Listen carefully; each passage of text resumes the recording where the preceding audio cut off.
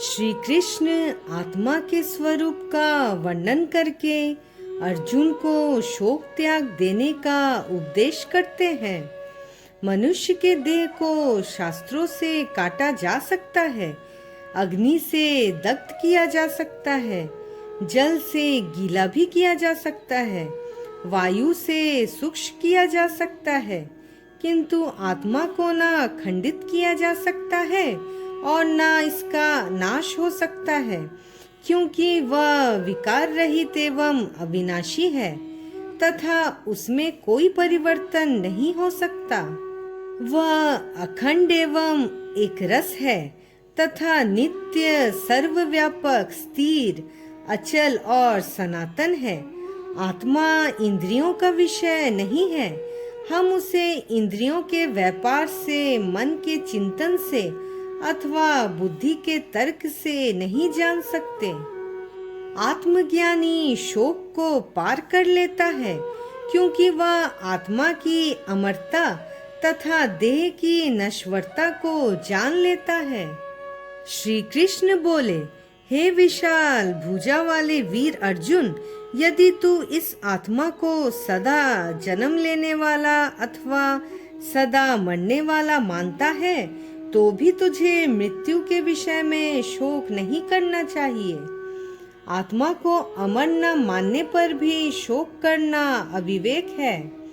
आत्मा नित्य शुद्ध बुद्ध है तथा अजर अमर है, अतः मृत्यु होने पर शोक करना अविवेक है।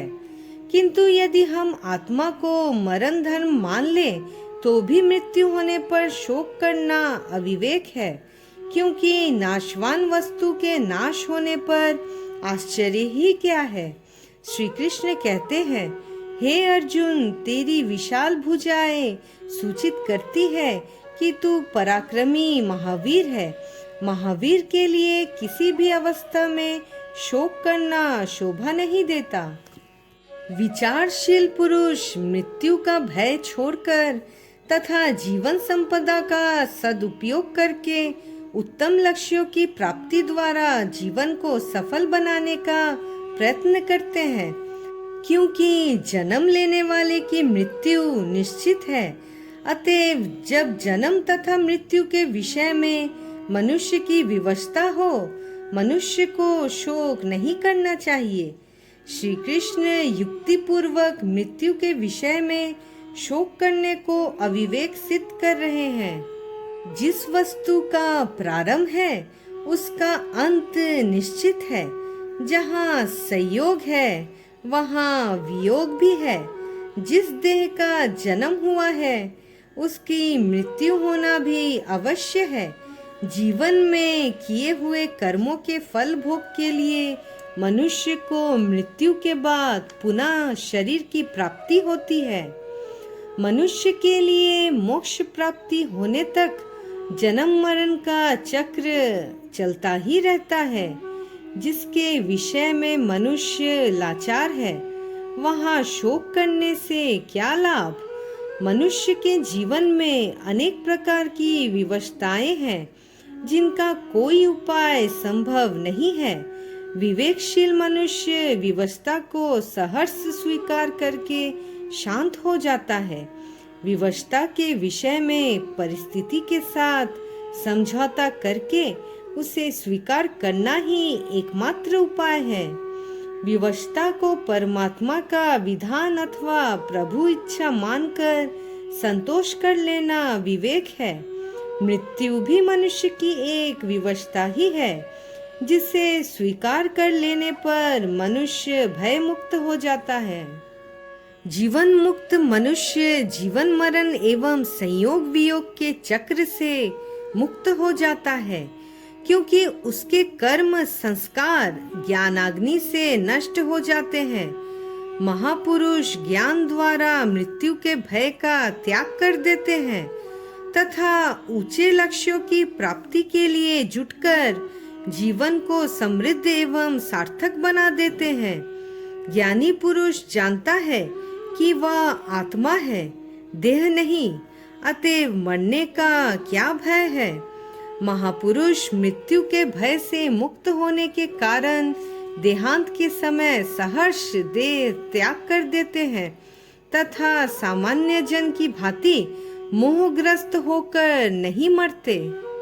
श्री कृष्ण अर्जुन को प्रारंभ में ही आत्मा का स्वरूप समझाकर उसे मृत्यु विषयक मरने मारने की भ्रांति तथा भय से मुक्त करते हैं और उत्तम उद्देश्यों के लिए कर्म करते हुए जीने का प्रेरणा देते हैं। श्री कृष्ण अर्जुन को स्वास्थ्य एवं ज्ञान युक्त वैराग्य की शिक्षा भी देते हैं। मिथ्या आकर्षणों एवं प्रलोभनों से विमुक्त वैराग्यवान पुरुष ही ज्ञान का सच्चा अधिकारी होता है। मनुष्य संसार में कहाँ से आया और फिर कहाँ चला गया, यह एक रहस्य ही है। मनुष्य का जीवन काल भी अत्यंत अल्प होता है। इस शरीर का दर्शन ना जन्म से पूर्व था और ना मृत्यु के बाद रहेगा। शरीर का रूप शरीर के साथ ही मिट जाता है। इसके अतिरिक्त जन्म के पश्चात शरीर किस आयु में जीर्ण शीर्ण होकर छूट जाए तथा कहाँ और कैसे छूट जाए, यह भी ज्ञात नहीं होता। मनुष्य संसार में खाली हाथ आता है तथा खाली हाथ ही यहाँ से जाता है। वह जो कुछ यहाँ एकत्रित करता है उस सबको यहीं छोड़ना पड़ता है। यहाँ से जाने के कुछ समय पश्चात मनुष्य को कोई याद नहीं करता और यदि कोई याद भी करता है तो बहुत अल्प। संसार चलाचल का मेला है जहाँ निरंतर मिलना और बिछड़ना होता रहता है तथा दूसरों को आता जाता देखने वाले सभी को एक एक करके बिना पूर्व सूचना के ही काल द्वारा ढकेल कर बाहर निकाल दिया जाता है। मृत्यु अवश्यम भावी है तथा हर समय सिर पर मंडराती रहती है। यद्यपि सब कुछ यही छूट जाता है, परंतु मनुष्य भोग सामग्री को एकत्रित करते रहने में और धन संपत्ति के ऊंचे अंबार लगाने में जीवन भर भटकता ही रहता है। जो कर्मयोगी अपने मन को कामना रहित अर्थात आसक्ति रहित कर लेता है, वह अपनी इंद्रियों को ऐसे ही अपने वश में रख सकता है जैसे सपेरा विषधर सर्पों को वश में रखता है। वह इंद्रियों को अपने विषयों की ओर भटकने नहीं देता तथा अपने जीवन का निर्वाह करने के लिए उन्हें उचित सीमा तक जाने देता है। कछुआ भीतर कोमल होकर भी बाहर कठोर होता है, इसी प्रकार कर्मयोगी भीतर कोमल होकर भी बाहर प्रलोभनों के प्रति कठोर होता है।